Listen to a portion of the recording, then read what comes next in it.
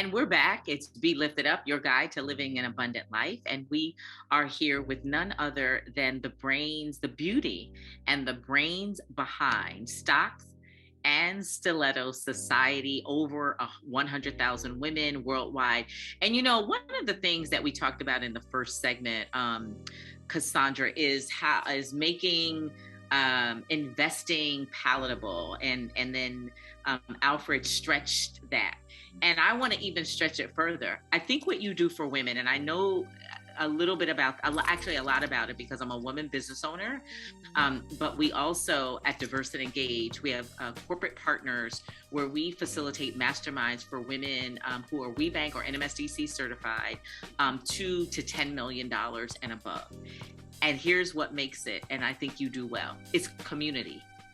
Women are relational. And that was the piece I just wanted to add, what you do well and what makes it a safe space, like why it is also that you create community. And so where we have community, other women and people who we can trust. So you create a community and a safe space where we can trust you, like you look like us. And not only that, I think what you also do well is you created a community where we know where to find other women who are about what we are about. And I'm going to share this, and I'd love to hear your response to it. One of the things I really had to pray about is me and my judgment. And it was my judgment around women who expensive bags and shoes, but don't invest in themselves.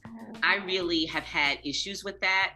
And one year, at that same conference at Windrock Rule, I did a fundraising round. I adopted some schools with Black Femme because I believed in her vision. It so spoke to me. You already know where I'm going with this, Cassandra, right? Yeah. It was just, here's this woman, Chloe. She founded this organization, Black Femme. I wanted to donate. She made it an easy way for me to donate to young girls in underserved, at-risk communities around literacy, right? Mm-hmm. And then I could adopt a whole state. And I did that with my own money.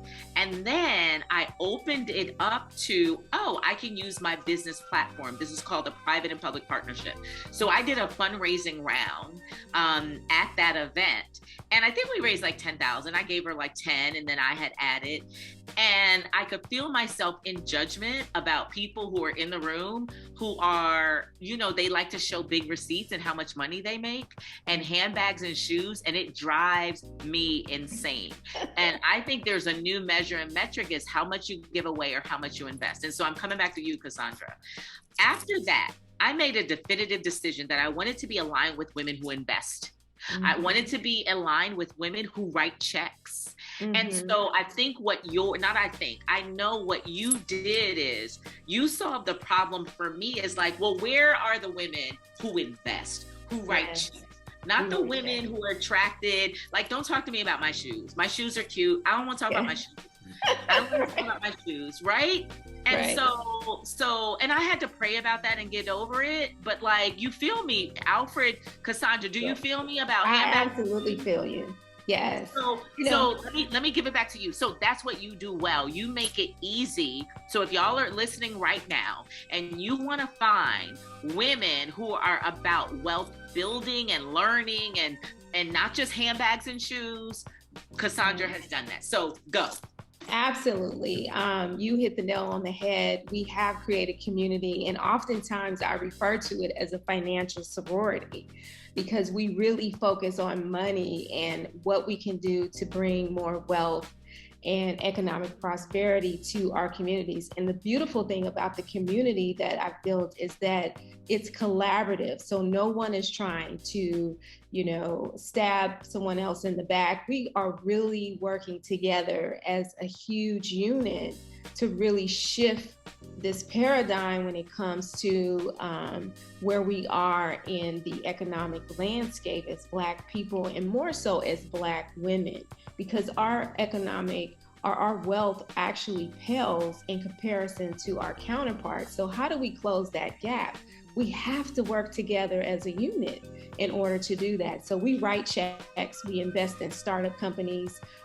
Last year, and even this year, I invested in 5 startups, Fresh Bellies, Young Kings, which is a Black hair care line for boys out of Atlanta. We invested in Sienna Naturals, which is co-founded by Issa Rae.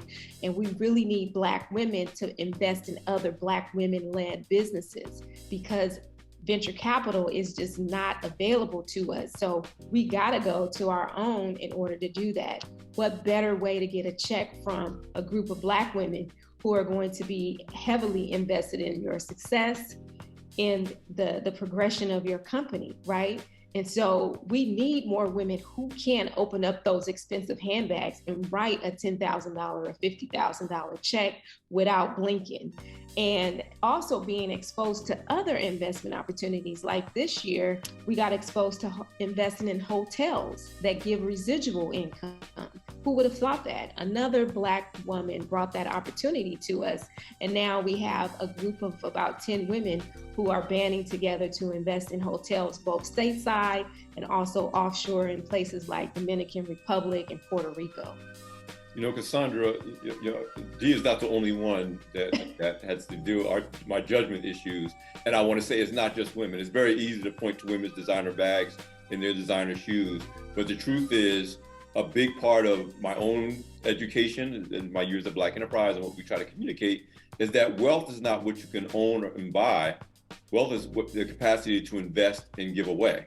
Because if you can afford to give it away, you got a lot of wealth. If you can afford to invest, you got a lot of wealth. So that's an important point to make, and I'm glad Dee brought it up because it's a pet peeve of mine too. But at the same time, as people of faith, we got to give people room and grace, and our job is not to judge them, but to love them and to teach, and which is again a wonderful thing about what we all do in our respective spaces, and which why we vibe so well.